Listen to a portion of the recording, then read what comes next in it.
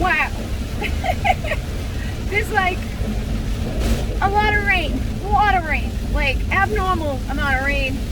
Last night I called on Mammacoha, the healer of waters, and I called on Mammacoha. It didn't go as planned, and I kind of knew it wouldn't. There was only one person that was like coming, and she came, but like we didn't end up doing the specific things. We still did the specifics of like, we pulled runes. First of all, we had caught up because we had been kept from each other for a long time. And the synchronicity and the confirmations and the like, the twin flame stuff and the this and the that and the wolf and the turtle and the like, just insane amount of shit. So we still did like the runes. I was like, let's pick our runes.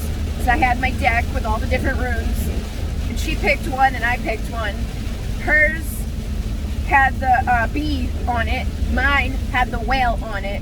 Hers looked like this, and mine looked like an R. And I'll get better at knowing what the names of those are. I think mine was like Raidho or something.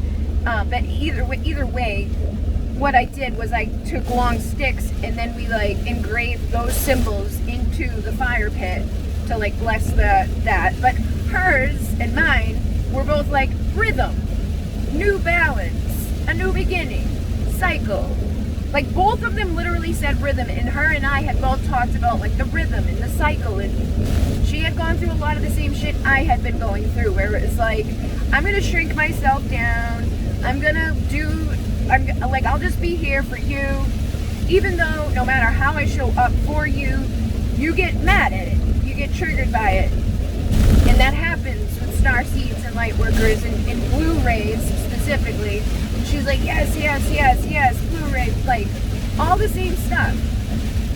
And all the same shit that I would like explain to her, like, well, you know, like I was gonna do this thing and I mentioned it. When I mentioned it, that person just stopped talking to me for weeks, and it was like, so I never did the thing because I didn't want to piss the person off. I didn't want to upset them or offend them or do it bigger than them or whatever was up in their head that made them react the way that they did.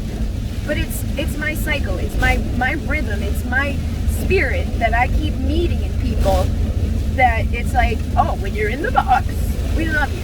When you're struggling, you're down and out, and life sucks, we love you. But when you start to break out of that box, and you're not taking me with you enough to my liking, then I don't like you anymore. Then you're too much for me. You're too much. You're doing too much. And it's like, I spent a long time people pleasing to my own demise because I could feel the switch up in people. I just know.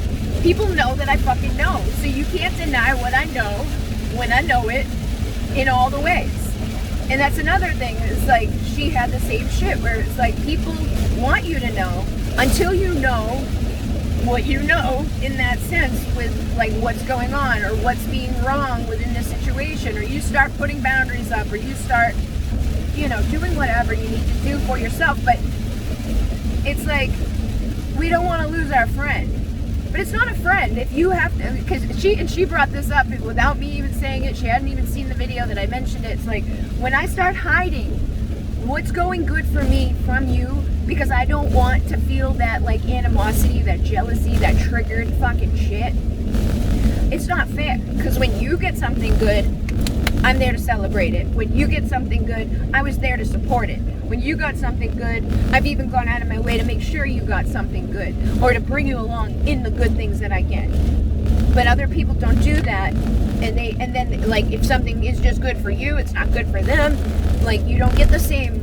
You can feel it, you can hear it, you can sense it, and then you just stop telling people about your good shit because they don't care. They're not genuinely supportive of you. They're not genuinely there for you. And then the whole conversation like switched over into like the rhythms and things like that, and then like the twin flame stuff. And that's another thing that happens to me. It does not matter where I go or who I deal with. Twin flame bullshit is always like mixed up in there. And I don't lightly throw the word or the term or this whatever. It's just a fucking another way to categorize shit here. But like, I can see, I can hear, I can feel when what the person is dealing with is a twin flame. Some people think they're dealing with a twin flame and they're not. I'm not going to ever tell them that, because that's up to them to decide. That's their decision. It is for them at that time, their twin flame, but it probably won't be later down the road when they figure that out. Some other people come into it, they're legitly there, and there's certain things that go on in it, and then there's certain things that, like, and it doesn't even matter, because there's myriads of ways that people could be in it, because there's monads, and there's 144,000 within a monad. That's a soul, oversoul, and all of us are up within there, and then we have, like, split all these splittings into 144,000, but 144,000 is also the frequency of all your chakra petals added up. It's 144,000, and it's a frequency, it's an energy, and there's more than 144,000. There's 144,000 with each monad. And there is probably going to be a twin flame for every person, but they may not be here on the planet. You may not have met them yet. Or you may be thinking that somebody is that isn't. And then, like, we're talking about the same old shit. Like, the same triggers, the same behaviors, the same stuff that makes us wonder. Are they just a karmic? Are they toxic? Are they no good for me? Are they another lesson? But they're your mirror. They are you. So, like, when they're like, why do you love me? How could you love me? Because I love myself. I can't stop loving you because I actually fucking love myself, was one of the realizations that was had. Was like, I've tried to stop loving you, and when I did, I stopped loving me, because you are me. You're my mirror. That doesn't mean we're going to end up married and happy-dappy and all of that. Some people will, some people won't. It depends on if you are going to love yourself enough to let me love you. Because when you do that, that means that you're loving you so I can love you, and vice versa. That's what it is. And then, like, oh, maybe they're karmic, maybe they're toxic, maybe they cheated, they lied, or whatever. Like, and we both had people say the same things to us, right? And I've had other people that I know who are dealing with twin flames that I believe are legitimately twin flames that say the same thing. I don't want to cheat on you.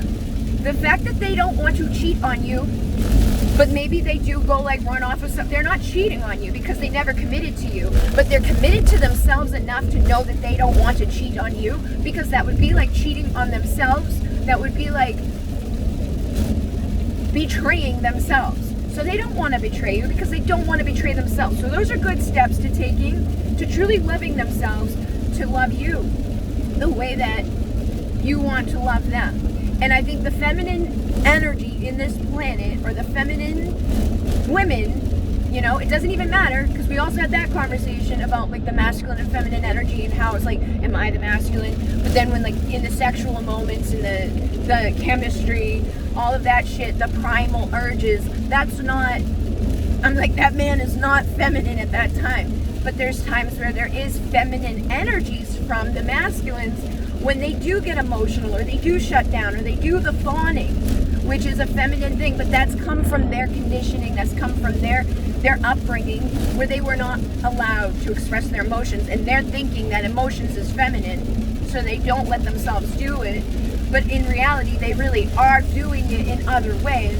They're just not, so they're trying to be tough, but they're like fawning and disappearing and ghosting or whatever. And they're running from themselves because you are themselves. And when you run from them, you run from yourself.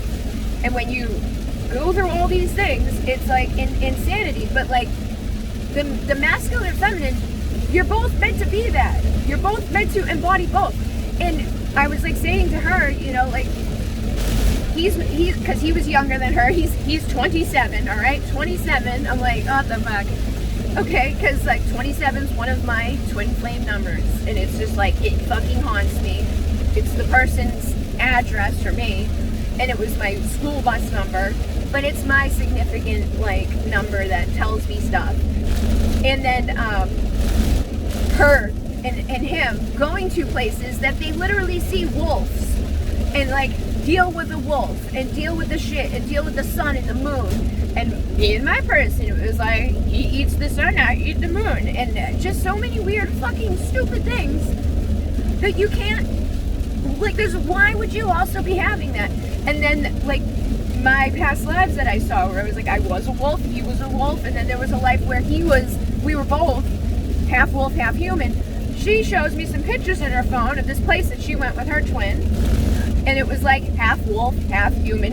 One of them, it was 3 feet bodies. There was one, it was like a girl one, receiving like a crystal, she had a crystal ball, and the other one was the man one who was presenting her an egg. And then the other one that was there, he was like all chained and shackled, and his heart was locked. He needed his heart unlocked. It was like a place not too far from here where somebody owns the land and has like these big structures and things.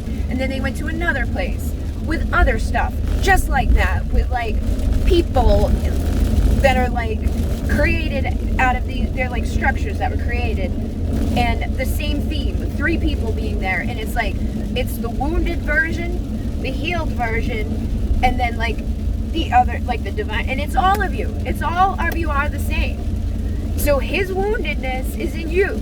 Your woundedness is in him. His healed, whole, aligned self is in you, and your whole, aligned self is within him. That's why they come together and separate, come together and separate, because when you're in alignment and you're feeling good and you're truly loving yourself and you're feeling worthy of it and you're okay with it and you're not being conditioned or thinking like, all of this is bad, this is wrong, I shouldn't want this, which is coming from conditioning, because like her person too had a lot of the same shit in their upbringing as my person had in their upbringing, with like the Catholic Church making you think that lust is bad. Lust is bad if that's all that it is. If you don't love that person and you're just lustful for them, you just want to hit it and quit it, that's bad. But when you're like, I don't want to cheat on you, I don't want to betray you, I lust after you, I'm animalistic in my desire for you, I love you, those are okay things. Like, human race would end if we didn't have chemistry with each other, if we didn't have sex with each other. And they've demonized sexual connection, because sexual connection and sexual energy is healing energy. It connects you to the divine. It helps you to ascend. It helps you to leave your body. It helps you to feel pleasure. And you've been taught to hide your body. You've been taught to think that your body's not good enough. You've been taught to think that men are this way and women are that way, and there's all these conditions on it, and all it is acceptance and love of each other, is acceptance and love of yourselves. And if they can't understand why are you still loving me after all of the sabotaging I've done, which is again, you're sabotaging and he's emanating, he's putting it out there. You're both sabotaging, because whatever he does is a manifestation of your thoughts about him, or your doubts about him, or your triggers about him. He's gonna do it now, and you're gonna get triggered by it. He's gonna get guilty by it, because you share this core thing that's the same fucking thing. But when you both just accept and love and receive and give without expectations, things go a lot easier. So I wanted to share that with people, because there was a lot of like aha moments to her where she was like, because it was right. The information I was saying was right, and it was like, oh my god, oh fucking no. Because she's like, I just want him to show up. He won't show up. Like, he's not, like, he won't let himself be seen, right? And I'm like, and this is right after she's done telling me that she knows part of her mission, because her North Node is Gemini, like my North Node is Gemini. We're both 39 years old. We both have our fucking little natal charts, like we're comparing and contrasting last night, because so many of the same things. My sun sign is twin's moon sign. Her sun sign is his moon sign. Like, or no, his sun sign was her moon sign. So it was like these same things, and it was like everything was just like one off. And there's just so many weird things like that you should look into, like the numerology of your shit, the dates of stuff. Like, person I'm connected to, they were born 11 days after me in the same hospital. We have all the same fucking shit except for our sun, because the sun, sign moves kind of quickly. Like, the closer planets are different for us, but there's many of the same. And that's why we end up having many of the same lessons and things. But it's like, that's your twin, you're supposed to. But they're going to have their own shit to deal with, and you're going to have your own shit to deal with.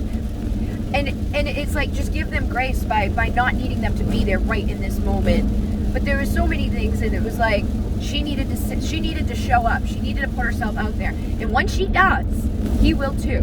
He will mirror that to her, but she's afraid to do it. So he's afraid to do it. And that's what it comes down to in all of these connections. When you see them doing something, it's you doing it too.